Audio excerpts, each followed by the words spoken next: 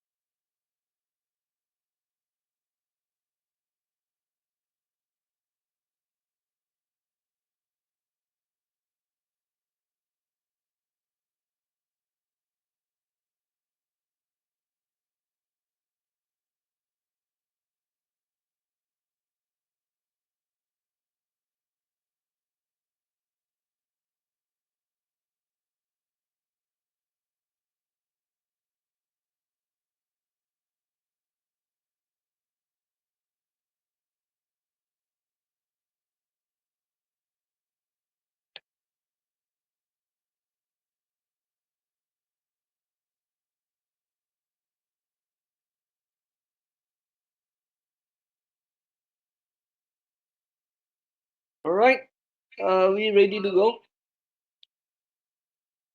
Sure, Doctor, the floor is yours. Thank you, Dr. Francis. All right, sure. Okay, let's see. Okay, now it's better. So apology for some problems. So basically now you can see me with my slides on. Okay, so I have two PC with me. So very good afternoon to all the participants. How many do we have here? Let's see. Okay. Here we have 37 on WebEx, and I'm not sure how many is online. Okay, so very good afternoon to each and every one of you, and also thank you, Dr. Zaleha, for the brief introduction of myself.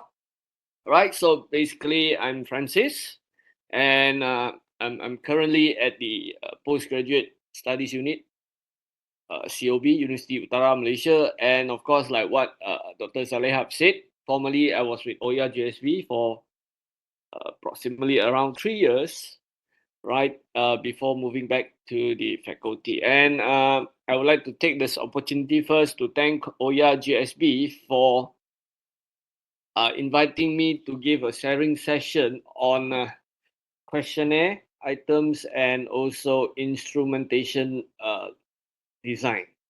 All right. Okay, so probably what I'm going to share today with you guys is that something that is not quite common, right? As what the topic have says, right? So most of the time we talks about instrumentation and questionnaire design, and probably your expectation would be talking about the skills, talking about probably pre-testing or pilot testing sort of things, right? With an assumption saying that okay, there's nothing much to discuss on this topic, right? In which, well, from the survey perspective, I would say that this topic is more relevant to survey study or quantitative study, in the sense that many have said, well, we are taking established measures, right? We are taking established measures, we are taking those well-developed measures, and we just adopt or we just adapt them in our study. So what is there to actually to discuss about? Now, what I'm going to share with you guys today is that I would like to start with a quote that was given to me or probably shared with me by one of my teacher. Probably many of you would have known him, all right, Professor Ramaya Turasamy, which he commonly says that, okay, if the only things you have on your hand is a hammer, you will tend to treat everything in front of you as a nail, right? And that is, I think, the best quote for me to to begin with this session today. How long would be the session be, if I may ask, Dr. Zaliha? Is it 1 hour? Yes, it's until 1 o'clock, One, doctor. 1 hour, huh? All right. So After that, we follow with Q&A. okay, good. All right. Probably it will end earlier. So I will start with this quote by saying that, okay, if you, the only things that you have on your hand is a hammer, you tend to treat everything in front of you as a nail. And that's what you do. Right? So what is the what we call it? Why did I come up with this statement is because that is very much relevant to this particular topic, especially when it comes to not only instrumentation and questionnaire design, but also when it comes to your quantitative data analysis. Right? If you don't know the nature of your data and that what you have on your hand is only the software. For example, right? You have SPSS, then you are disregarding the type of nature of data that you have, and you treat everything is like that. Or probably the one that I would prefer to say that, well, if you the only software that you know is either AMOS, or probably now all of you going crazy about it, saying that PLS, then you tend to treat your data as a nail, because the only thing that you have on your hand is hammer. So not understanding the nature of your data resulted you using the wrong software to analyze it and get you into trouble. And what happens next after that is that you go back to the common practice by deleting indicators, right? Out of a set of, let's say, 30 questionnaire that you use, right? And that you collected the data, and because you have only a hammer on hand, you tend to treat those information as a nail, and finally you said, oh, okay, the result seems like it's not encouraging, right? The threshold value as per stated in those books written by maybe myself, Francis, Ramaya, or Jackie, or whatsoever, Zainuddin Awang in Amos, right? That says, oh, you need to have this threshold value of so and so, and you start to realize that, okay, my result is not that promising. So what can I do? The book says delete this, delete Sebab I that, design and that's what. dua dah hari tu, bulan Alright, Mei, bulan March. Lepas tu tak jadi. Dr. Zalia, Mike. Dr. Sorry. Okay, thank you. All right. So now that is the things that the students always have. And when it comes to Viva session, or the Viva session, or even you submit the paper for publication, you get into trouble, because people say that, wow, for to measure a single particular construct or variable, you take 5 questions, but once you collected the data, you delete everything and you are left with 1 question. Or there is another school of thought that says that if you go to your supervisor and says, yeah, doctor, I have a measure for this instrument and it consists of 3 questions. And most of the time, what the feedback you get is that go find more, because 3 is not enough. Why? Because the expectation is that the more the merrier, so that if anything goes wrong, you can delete. But you goes only with 3 questions, and if you have problems with those measurement, you might end up deleting and you are left with 2 or 1. So that is the questions that always being around, disturbing the students, right? Some will say, so should I find more questions? But that questions make it more lengthy. And what should I do about that? Now, I would like to bring each and every one of you to that perspective from the data analytic perspective, saying that all the troubles that you have during your data analysis condition derives from you not understanding your questionnaire. Right? Bear in mind that in a quantitative studies, we collected data. And data, they are just numbers, right? Whatever meaning you give to those numbers, they represent whatever you want to do. For example, the most common categorizations of items or questionnaire will be 1 equals to strongly disagree or 7 equals to strongly agree. The same goes when you want to measure the numbers of occasion. For example, number 1 equals to very often and 7 seldom, or the other way around. 7 is not even once, and 7 represent very often. So what happens here is that those numbers represent nothing but only categorizations of what you intend to do. So what happens here is that in order for you to get really good quality data that suits your analysis, the first and the most important thing is for you to really understand your questionnaire. So now the question is, how do we know that that sets of questions is a good questions and that it accommodates data analysis? And that is the topic that I would like to bring it up today. Is that okay? All right. It is not just about finding an article, taking those instruments by perceiving, saying that these sets of question is good enough and that it comes from a reputable journal, Scopus Q1 or WOS Q1, and I should not have any problems in analyzing those. Not necessary. Right? Because first you need to understand the nature of the question that you ask. Okay, so we move on to the first slide saying that this is the fundamentals of research, right? Where what we quantitative scientists do is that we study or we develop a model, right, by collecting data from that reality. And then we build a theory and we take those data and put inside and ask ourselves, does our model fits our data? And that's where you get the model fit. Or the other way around is that you created a framework, right, that you think depicts the reality, and then you collected the data and see if that model that you developed is really a true representative of the causal event within the reality or the phenomena that you're interested to study with. Second one, right? Once we have a theory, we will use the theory to explain and to predict a reality.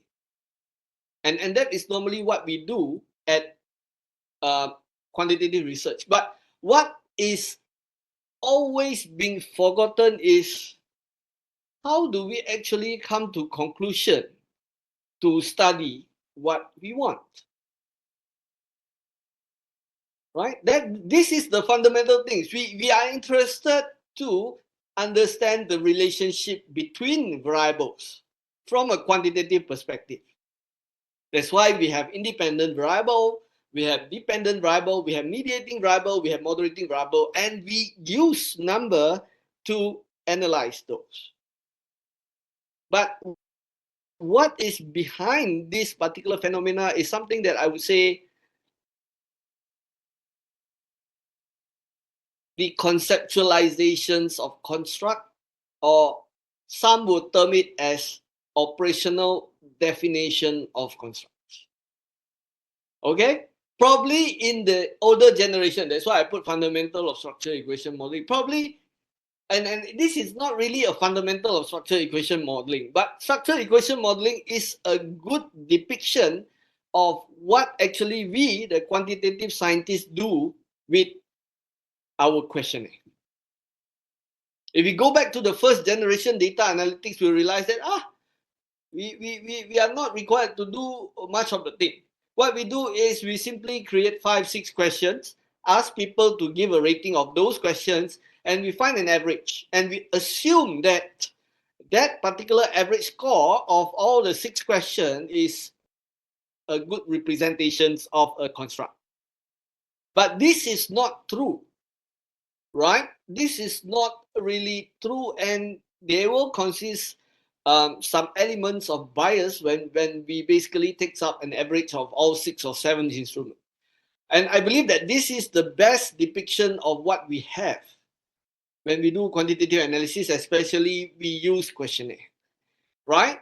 It all started that there are different degree level of abstraction that we need to understand. First of all, most of the time, what we intend to study is to see the relationship between conceptual variable. That means to say what we are actually interested in is to understand whether a variable, a conceptual variable or concept influence another concept. That's what we do. But those concepts, most of the time, they are quite abstract, right? For example, in marketing study, the most common thing we want to study is satisfaction.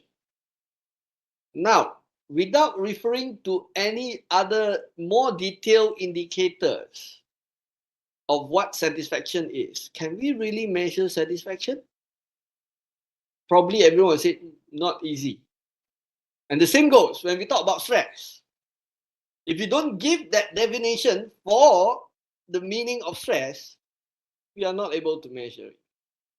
So what we quantitative scientists do most of the time, or social scientists or business-related social scientists do, is that we take other measurable instruments as stands-in for the meaning of the concepts, right? And from a mathematical term, this is called the concept now. The meaning of the concept is now reduced into the level of construct. And that by using mathematical operation, now we can calculate a score which we think quantitatively representing the conceptual variable. But the issue here is that, okay, on the far right-hand side, you can see that this is the relationship that we want to study between conceptual model. But when we use other observable variables as stands-in to measure that conceptual variable, there will always be some sort of bias. And this is why we call it as measurement error in the context of covariance-based SEM, or we say MOS, right? You have that element error outside it. And in the context of composites, we consider that the measurement error is encountered inside there. So this is, if you ask me, this is something that many would have understand. All right, many would have understand because this is what we do, right? We measure constructs, we have those questionnaire, and then we use what we call it AMOS or PLS, and then we calculate the loadings, the weights, or those ABE, or to prove discriminant validity, those sorts of things inside here. All right.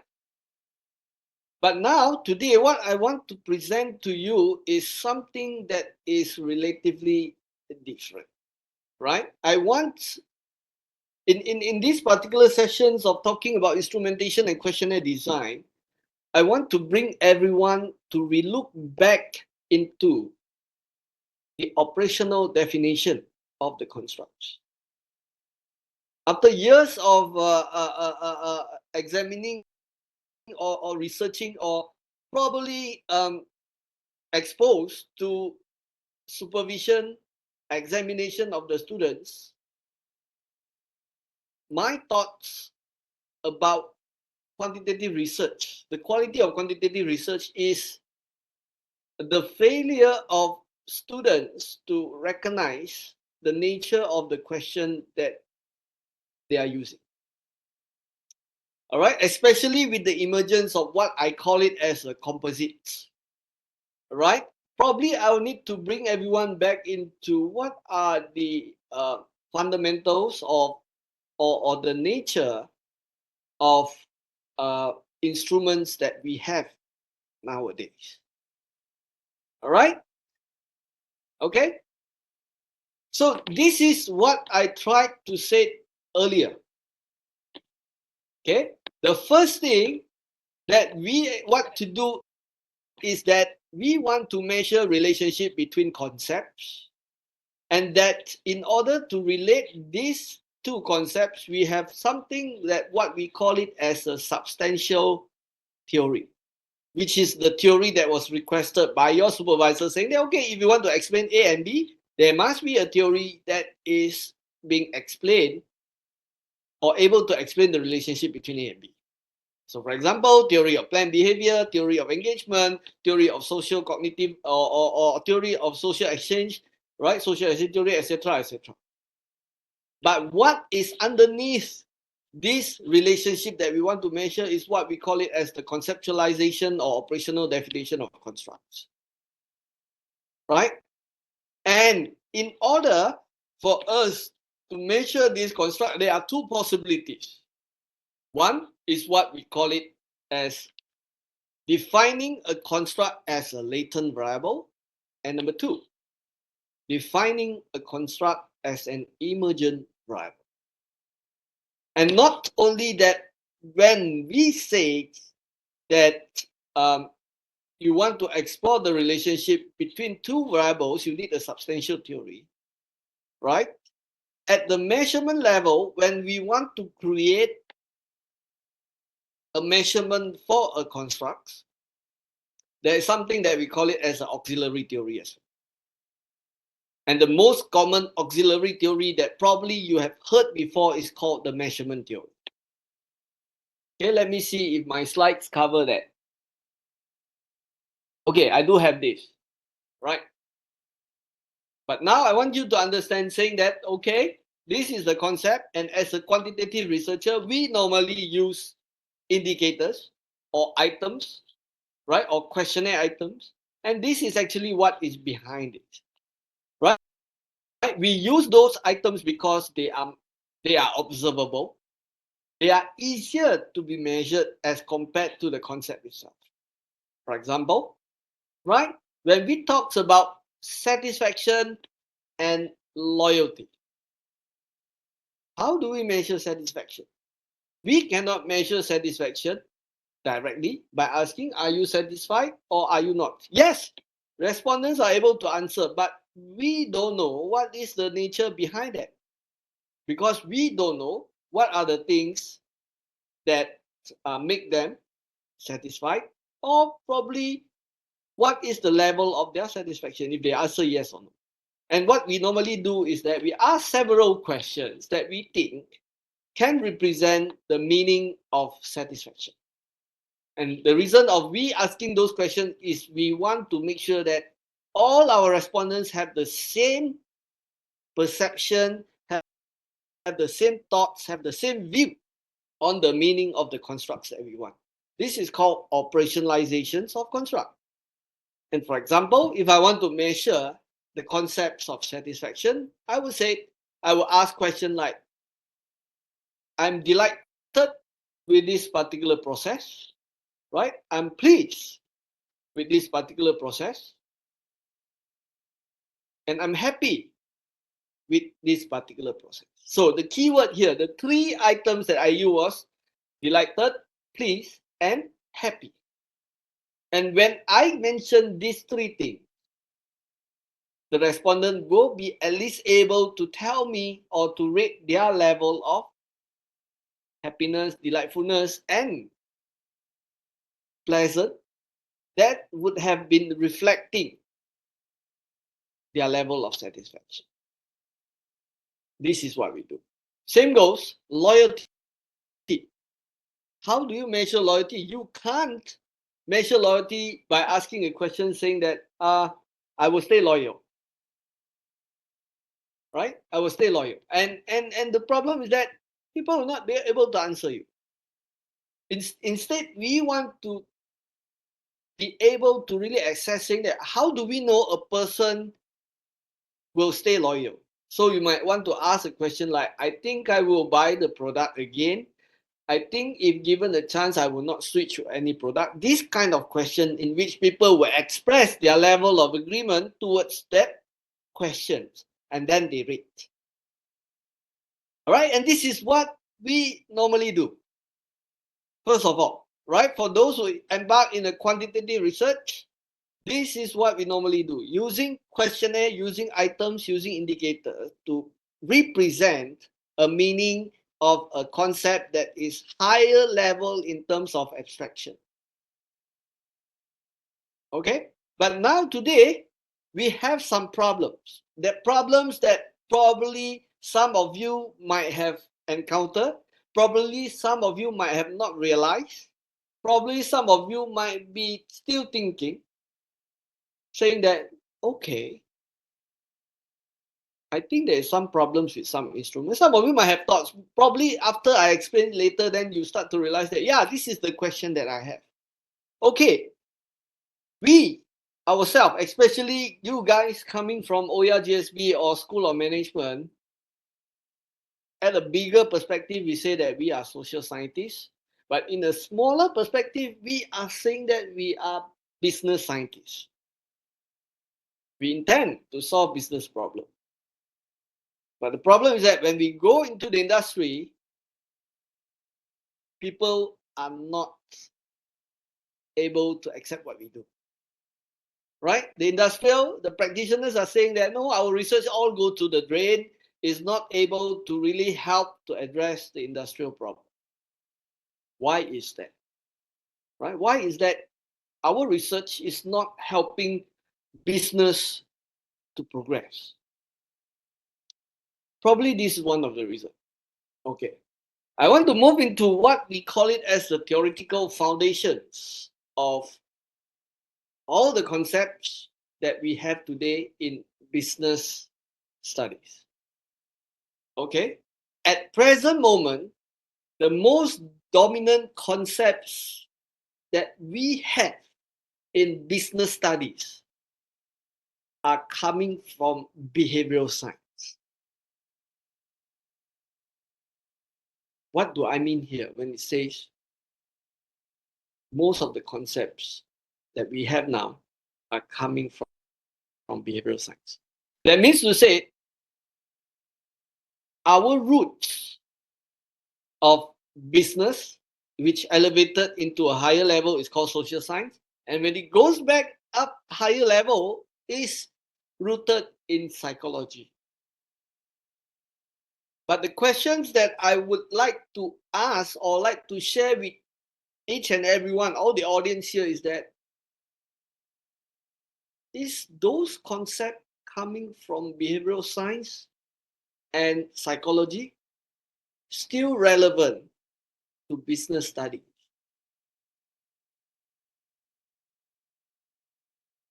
Probably some will get confused. What am I trying to say here? Now, put it this way. If I were to ask you, as a psychologist, what does psychologist tends to do? Okay, that question.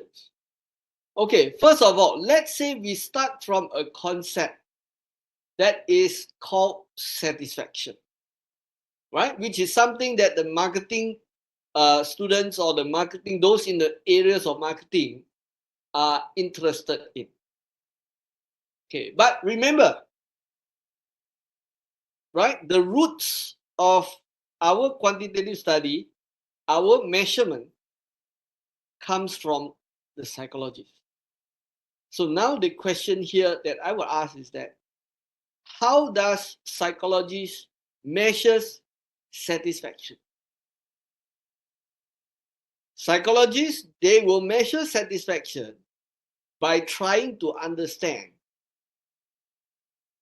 how a person feels or how a person behaves when he or she is satisfied. Right? And there's nothing wrong with that, because that's what psychologists do. Psychologists, they explore the state of a person when he or she is experiencing something. So we say those are satisfaction. But in business studies, in social science studies, we have this question. Are we really interested to go and understand the state of a person experiencing satisfaction? Or are we much more interested in understanding what caused a person to be satisfied, and ultimately, when it comes to some policies implementation, making suggestion, practical implication, we can have something good to discuss.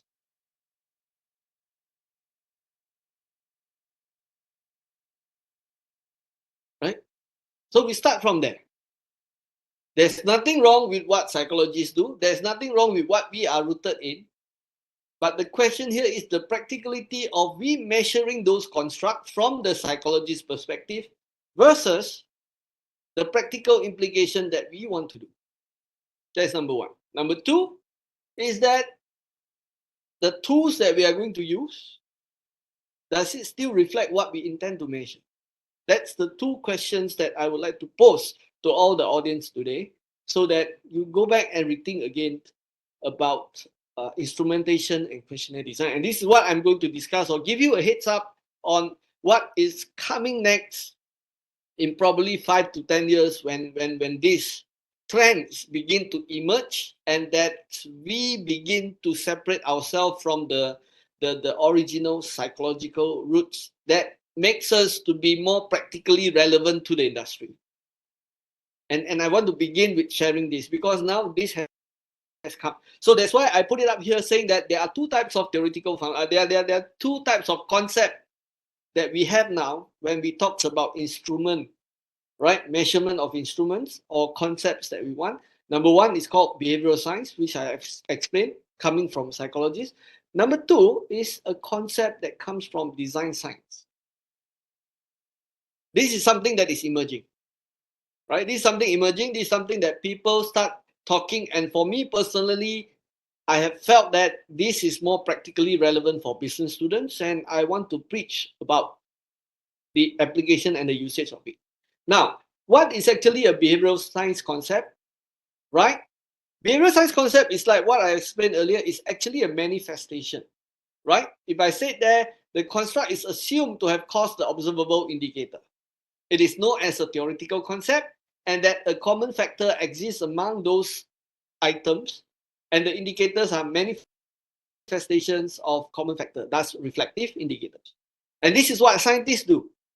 They want to measure satisfaction, but they are using a set of instruments that says, okay, when a person demonstrates these sets of elements or characteristics, they are manifesting the meaning of the constructs. Like what I said just now. Satisfaction being measured by I'm happy, I'm delighted, I'm pleased. Right? They believe that these three things are reflecting what the meaning of satisfaction is instead of causing it. Okay? Design science concept, on the other hand, they are different. The item that was used as a stand-in for the construct is not reflecting the meaning of the construct, but rather the items are what we call it as a composite that builds up the meaning of the construct. And this is the new nature of instrumentation, right? It is known as a force concept, and that we have a composite as a result of combination of all the indicators. Okay, so what are those things? Now, a concept or a construct that comes from behavioral research always asks this question: what is, how does? But concept that you come from design research will say how can or how should. Right? So in this case, now let's give that concept called satisfaction. If you want to measure satisfaction from behavioral research, then you ask the question, right? What is the action of a person that is satisfied? That's why you come up with the item, say they are happy, delighted, and pleased. Or how does it feel when a person is satisfied. But today, if you're talking about satisfaction coming from design research, then you'll be asking a question: how can I make a person satisfied? And how should satisfied of a person being formed? Okay? And below that, those are the arguments.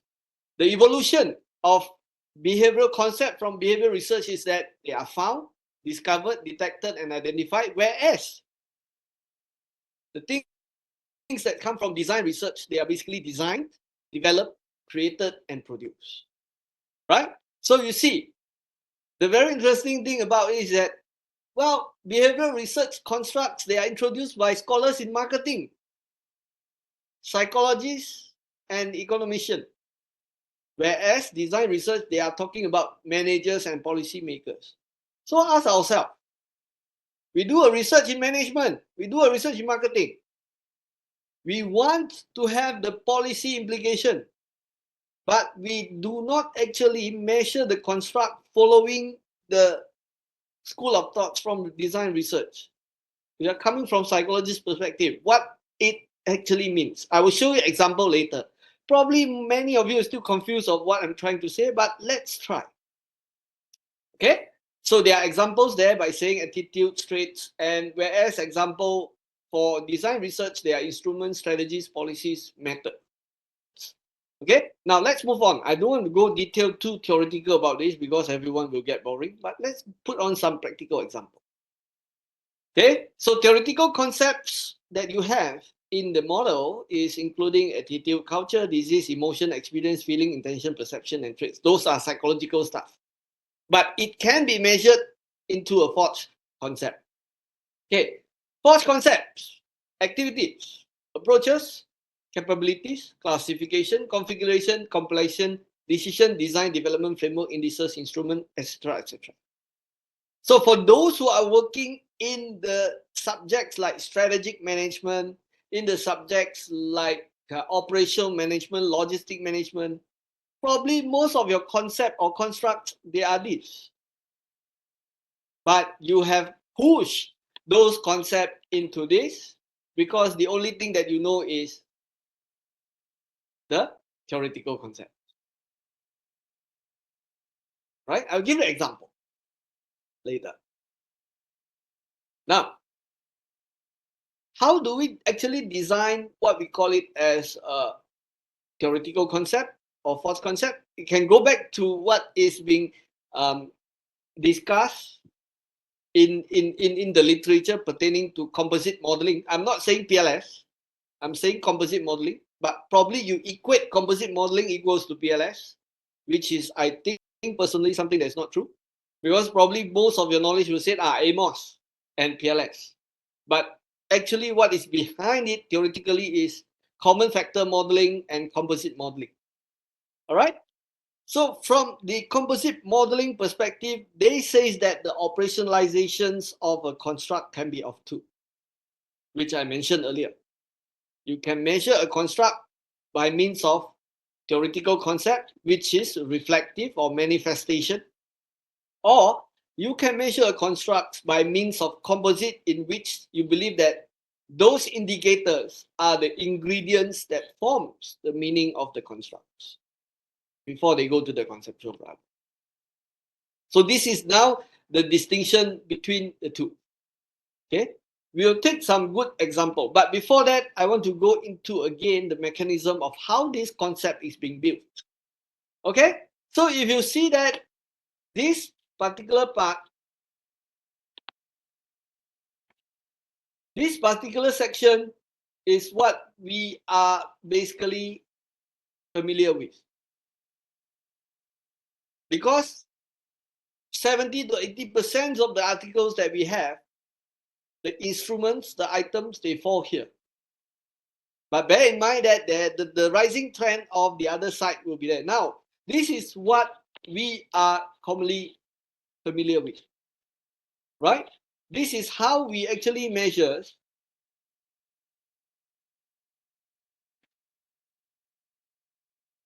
Okay, this is how it actually measures the instruments, right? We have a set of items. Where did my mouse go? Okay, share again.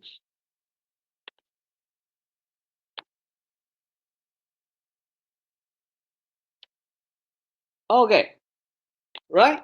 We have a set of items, and this item basically forms what we call it as a common factor, which is you can basically elevate it up here by saying that, okay, this is the construct that we want to measure, a concept that we want to measure, satisfaction.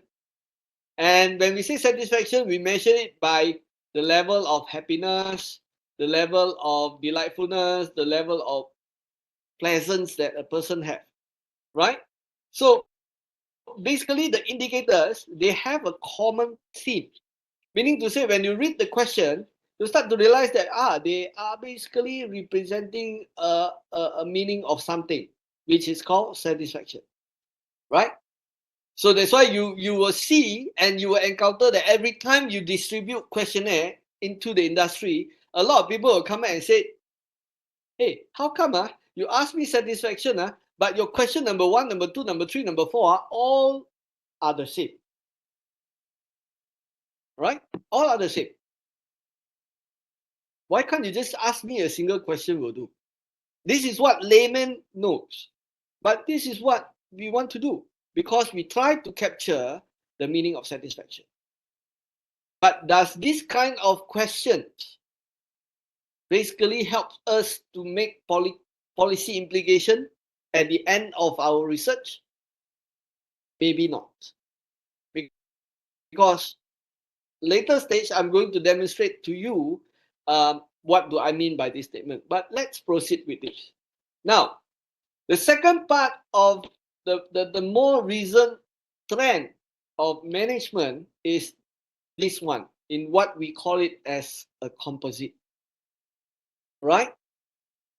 Researchers, they are now a little bit keen on moving into this because, I don't know, they find it much more applicable, much more interesting, right? In the sense that they believe if this is the concept that I want to study, right, it can be an accumulation of a set of indicator that makes up the meaning of the concept. And this is what we call it as a composite or auxiliary theory using synthesis theory, right? So there are two ways a concept can be measured. Maybe at this level, you are still confused or you basically don't know what I'm saying. It's fine. But what is the takeaway of this is that I would want you to be able to, when you take questionnaire, I want you to be able to relook into the questionnaire and see the nature of the sets of questionnaire that you are taking.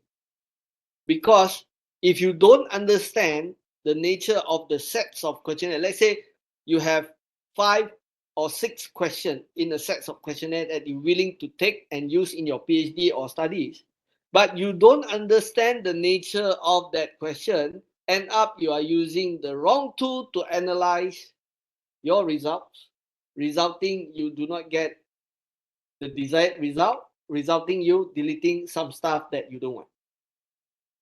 Okay, I think most of you would have enough headache with what I'm trying to say at this moment. Now I go to some practical example. Okay, what do I mean by forged concept and what do I mean by behavioral concept? Okay, this is an article that talks about strategic implementation published in 2019 Journal of Business Research, right? They are developing a construct called strategy execution, right? So if I were to ask you, how would you actually measure strategy execution? Probably some of you still come from behavioral perspective. Now let's look at this question. Okay, I take up this and these are the sets of instruments that they design. Now let's look at this. If you can see clearly, right? They develop the instruments and they say, okay, if you want to measure strategy execution, you can measure from the cost perspective, or you can measure from the consequence perspective. What does it mean? So when you said you measure strategy implementation from the causes perspective, you are putting strategy implementation or strategy execution as an IV. And if you want to measure strategy execution, what do you ask? In practice, we will ask a person, okay, when you execute strategy, what do you do? You do this, you do this, you do this, you do this. So the question basically resolve around the activities that a person do when they talks about strategy execution. So if you are studying a relationship, simple. Strategy execution as an IV, performance as a DV. Right? Then, how do you want to measure strategy execution? You can ask all these questions. First is to design specific action. Second is to design the culture. Third is to design the employees. These are questions. These are the items. And this is what I call it as the composite, because all these questions now make what strategy execution means. So it is a false concept from research design paradigm. The item make up a construct design from processes, and is to be specified as an emergent variable, the composite variable. But what we normally see is something like this. We often want to measure construct from behavioral research because we don't know what to do. You ask them, what do you think about the strategy implementation? It is an effective strategy implementation. It is disappointing, which is reverse coded. It is strategy that was generally considered a great success in organization. So this is always about perception, perception, perception. You can use this. But the question here is, when it comes to practical discussion, let's say we are studying strategy execution as an IV, performance as a DV. Then people are telling you that they think the strategy is successfully implemented and therefore lead to performance. In your practical discussion, what recommendation can you give?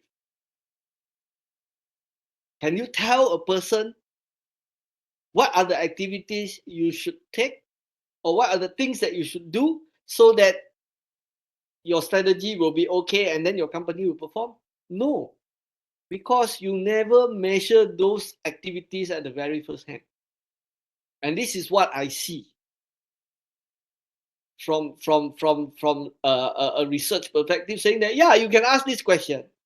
Let the manager tells you what they think about those level of implementation success. And if they think it is good and therefore company is good, you found the positive relationship between strategy implementation and performance. But when it comes to practical implication, what are the things that you can recommend to manager? What are you going to say? There's nothing you can say. Because you did not test. You did not know what are the activities that makes those strategy implementation success at the very first place. But if you go back to this kind of question, you can assess the quality, which one is explaining, which one is not, which one has the largest effect on implementation, then you are able to discuss your practical discussion. Example number 1. Example number 2. Okay. Is the screen go blank?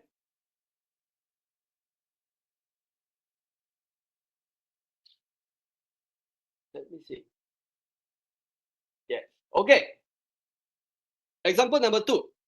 This is a paper that was published back in 1996.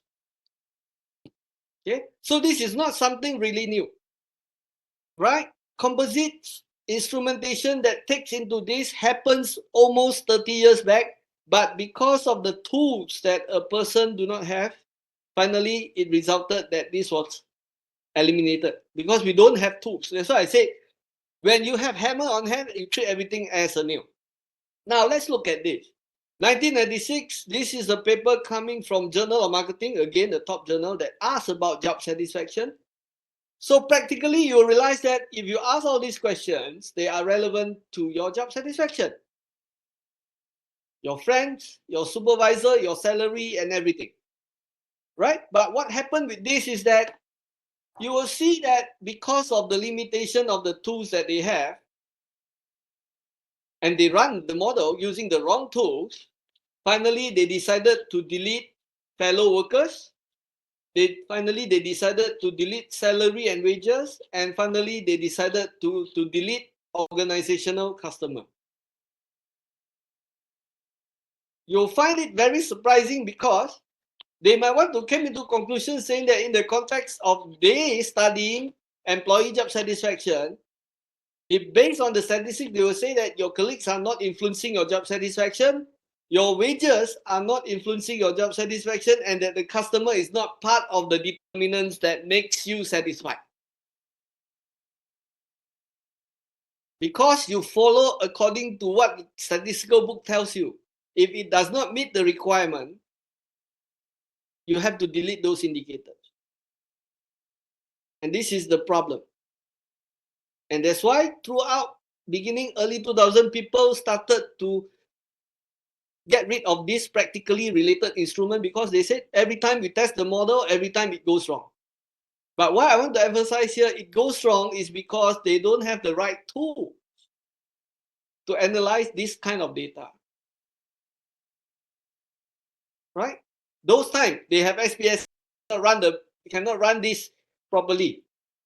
Those times they have AMOS, composite modeling, they have Listwell. But that software is not designed to measure or to analyze this kind of data. The data that was collected by this kind of question. Only recently, composite modeling re-emerged. And one of the tools that everyone is happy about is PLS. It is a tools that are able to help us to analyze the data collected by this kind of questionnaire. This kind of questionnaire, job satisfaction, is totally different from this kind of measures of job satisfaction.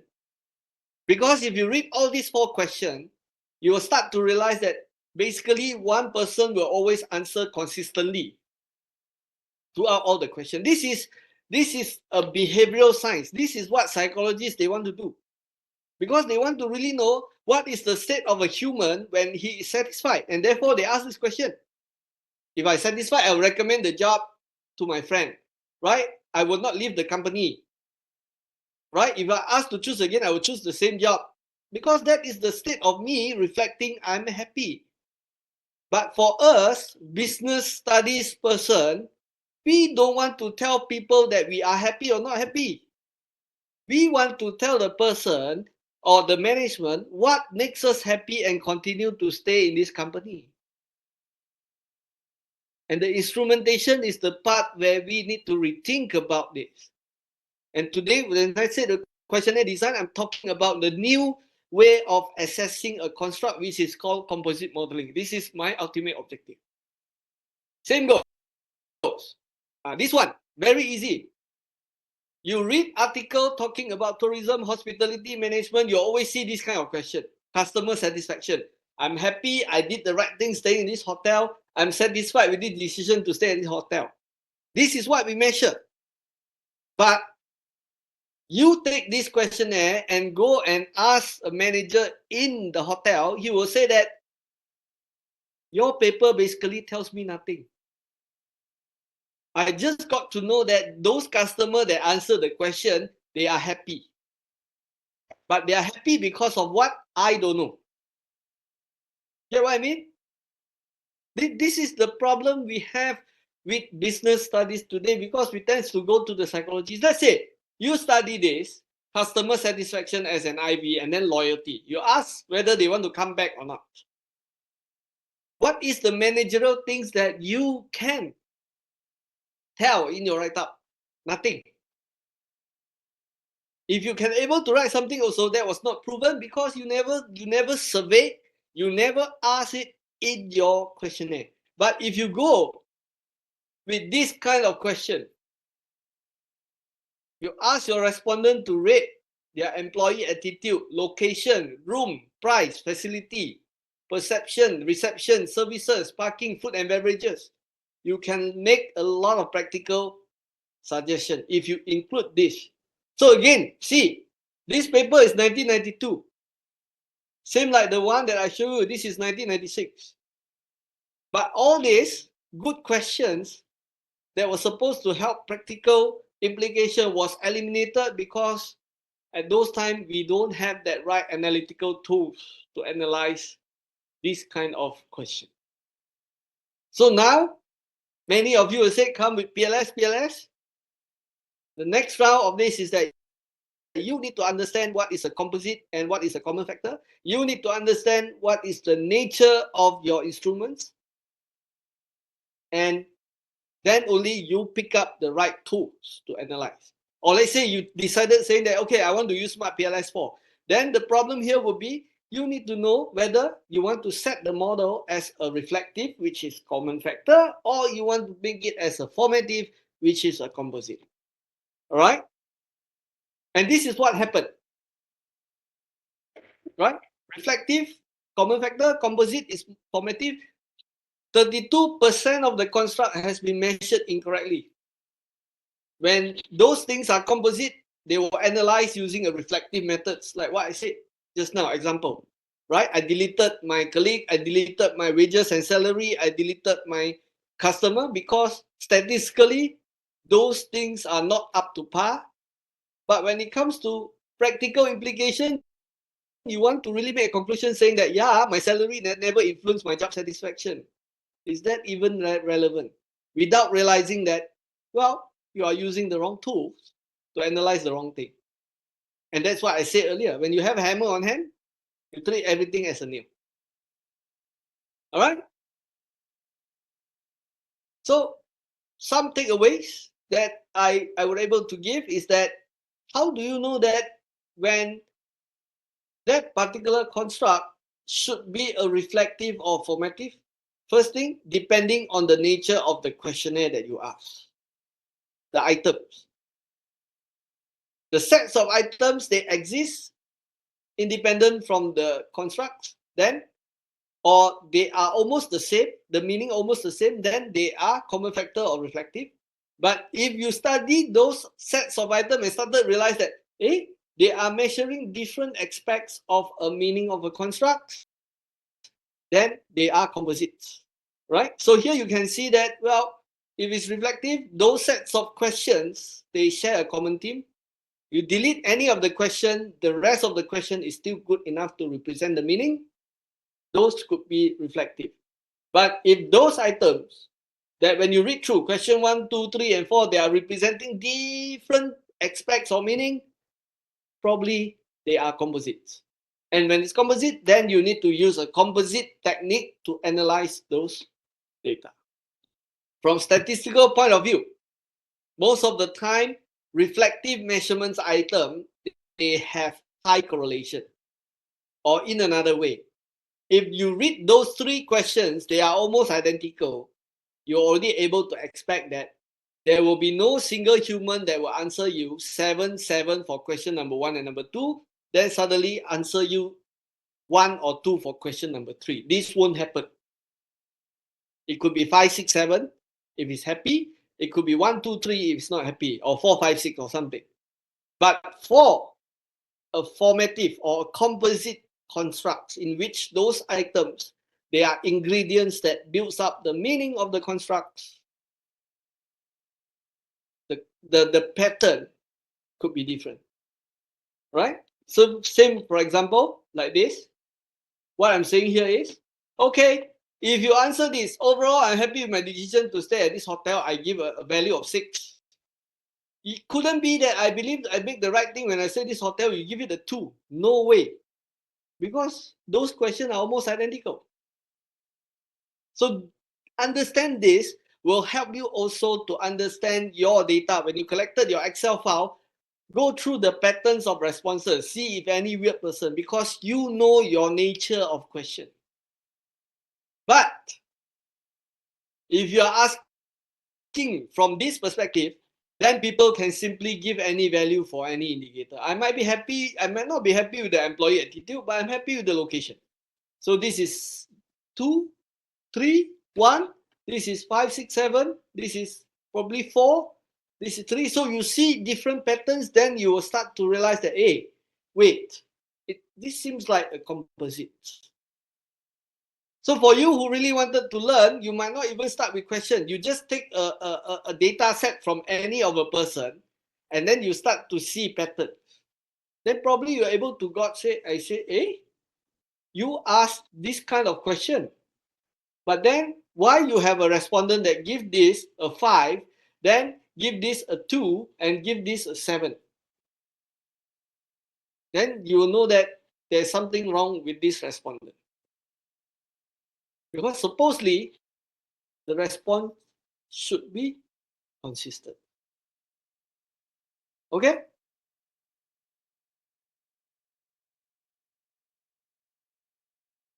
So I think that's some part of my presentation. Any questions? Or all have confused?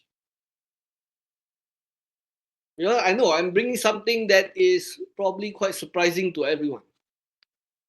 But what I'm trying to say is that, well, again, very much related to questionnaire item, because I want to re-emphasize the focus of students understanding the nature of each of the items that is being used. Because I think from my experience, I think that many of the students will assume that, okay, I already have that question from this author A, author B, author C. Now all the variable in my model already have those items and I do not need to worry. But that is not true. Taking good care of your instrument, taking good care of your question will help you to take care of the quality of the data that you collect. Software, GIGO. Garbage in, garbage out. So, how to solve the garbage, the G at the very beginning? By first understanding the nature of the questions that you ask. Ask the right question, ask a good question, ask quality question, you get quality data. If there is something wrong with the data, probably there's something wrong with the respondent. Only two, either respondent or either the question. That is something that I'm able to share today. Any questions or anything you want to ask me?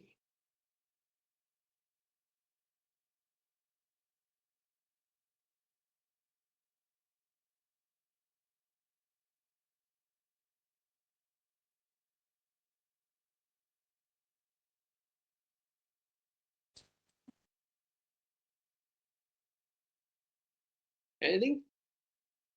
Participant, perhaps 1-2 questions for Dr. Francis? It's very much relevant to last week session, Doctor. The relevancy and usefulness of research. The idea, right? Making research relevant, Yes. practice relevant, right? Yeah, very much. Today is very coincide with the last week's presentation.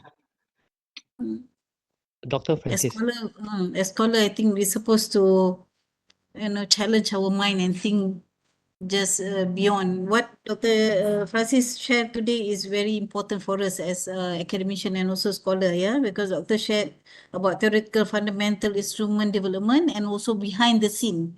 So normally people don't talk behind the scene. So today you share about behind the scene. So thank you for your sharing, Doctor. So perhaps audience, any question for Dr. Francis? Someone was trying to ask something. Yes, Yeah, Greg. Dr. Francis, Greg over here.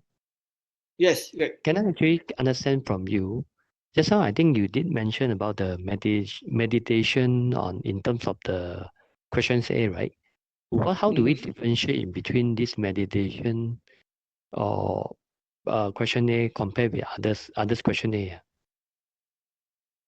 I don't quite get you because you use the word meditation. Did I mention that? Or try to express it in the simplest. Mediation and moderator. I believe there is also question A being asked, right? Yes. How do we differentiate this in between the moderator or mediation question A?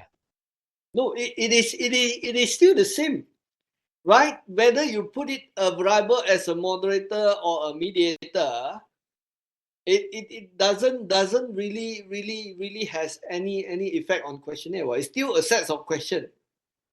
It's only the statistical implication is different because you need to infer it. I mean, let me try to answer you saying that a set of questionnaire remains a set of question with regards of what it is positioned in the model. Meaning to say that, okay, you ask this set of question and you said, this is a mediator.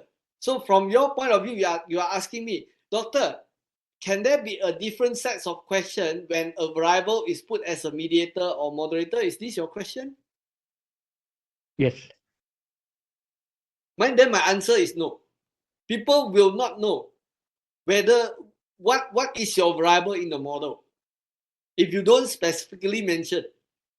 Because instrument is just basically a set of items that represent what you want to measure. It doesn't really tells you that the variable is a moderator or mediator. Okay. So is there any minimum question that we should ask in order for us to derive a conclusion? But this is a very good question. Okay, if you want me to argue from a theoretical point, then I will have to ask you first, which kind of variable are you talking about? Is it the theoretical concept or is it the Ford's concept? Meaning to say, let's say you are talking about, I put it in an easier way lah. If you are talking about reflective items, then to me, most of the time with established research, 3 to 5 is good enough. Because reflective items, they are all repetition questions. They are almost the same. So we ask 5 questions, capturing a meaning of one variable is good enough.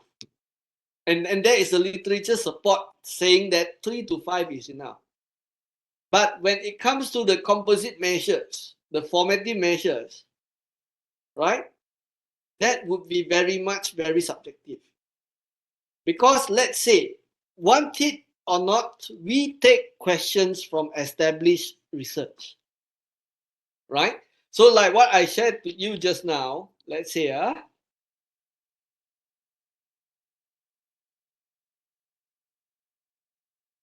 okay, let's say reflective measures will be fine because they are all repetition.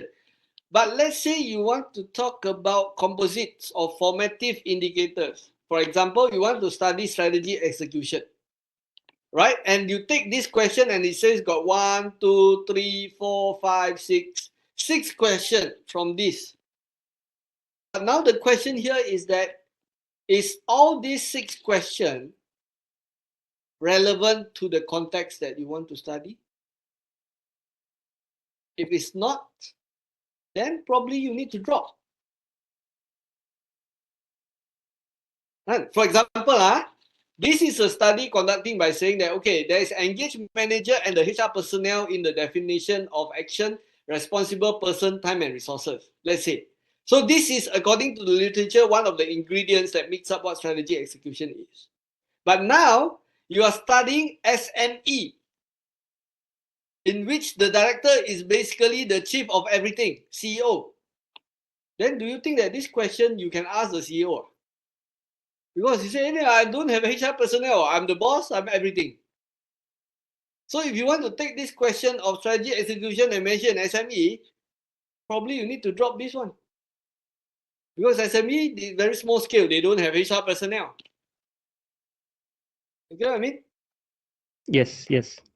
Right? So you have to go again. Let's say reflective measurement, I'm not worried because mostly they are consistent. Like for example, like this one. Okay. Probably you go to supervisor and say, customer satisfaction, 3 questions only are not good, add more.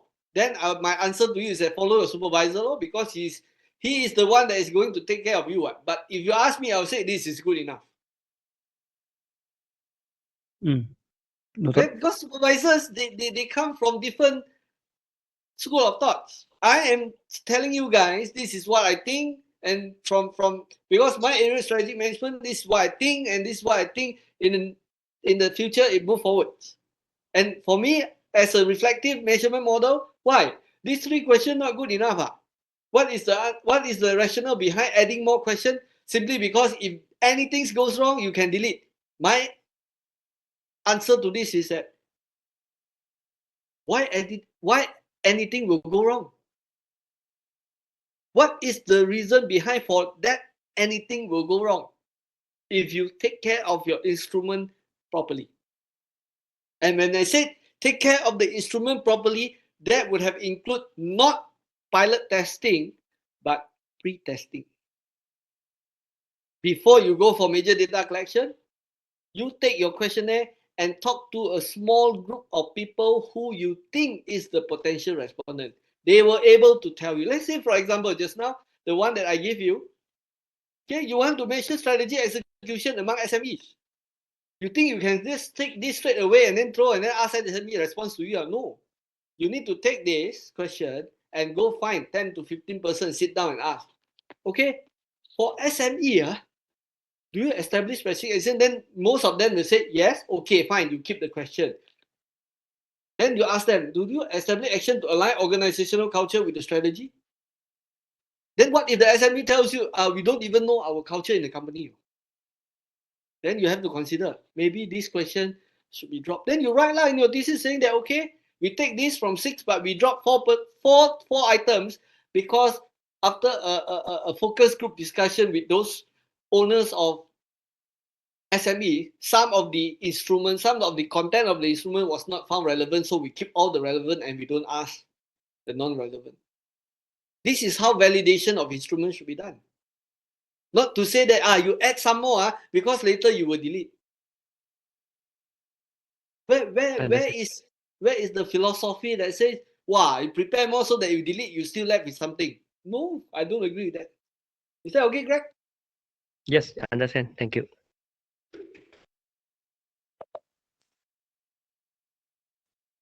Any question?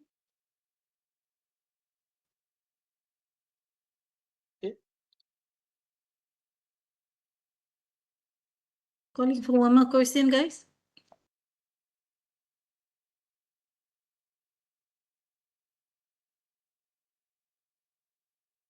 So, They're having Dr. headache, Francis?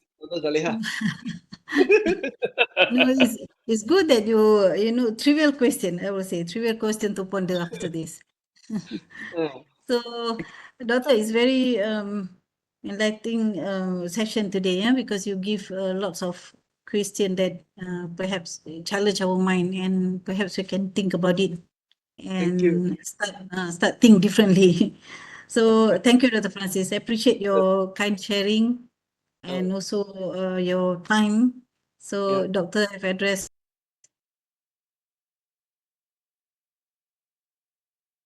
Hello? Dr. Zaleha? We lost you. So I Hello? believe we all appreciate your. Oh, one more question for Penny. Yeah. Do you want to ask question? Okay, carry on. Carry on. Yes, Yeah. please. Okay. Thank you, Dr. Francis.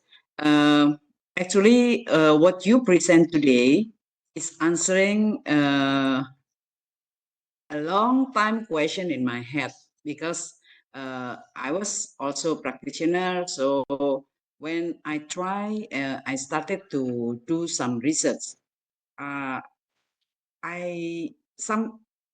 Most of the time, I do not see the result can answer really for the practitioner. So what you explained today give me insight that actually we can give solution after the research by designing Yes. a good questionnaire. Thank you. Yes. But we have to move away from how psychologists think. We have to be more practical in our ingredients, because that is what we, the business and management, have to do. But we have been rooted in psychology saying that, no, if we talk about that construct, we must understand what is the manifestation or depiction that a person will show. But that is not relevant to us. We are much more interested in the ingredients that makes a person to behave in certain way. Yeah, Thank you. agree with you, Dr. Francis, because most of the research, previous research, they always give the measurement from the psychology Yeah. perspective. Yes, yes. Thank you. Thank you, thank you. Yeah, thank you, Dr. Francis. On behalf of Oya, I would like to thank you, and I'm sure we all benefit a lot from you today. So happy to See you. listen to you, and always wonderful to listen from your sharing.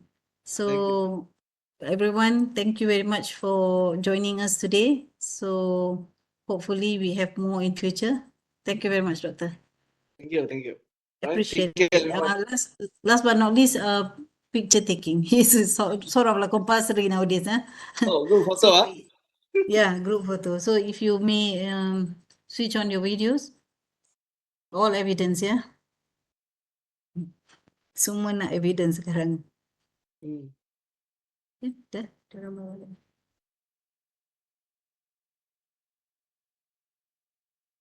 Okay.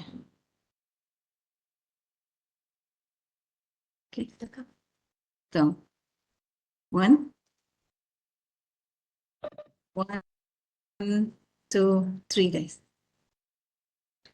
One more. 1, 2, 3. Thank you very much. Have a good day. Thank you, everyone. Have a good lunch. Bye. Thank you, Dr. Francis. Sure, thanks. Appreciate it. Bye. Bye. Bye.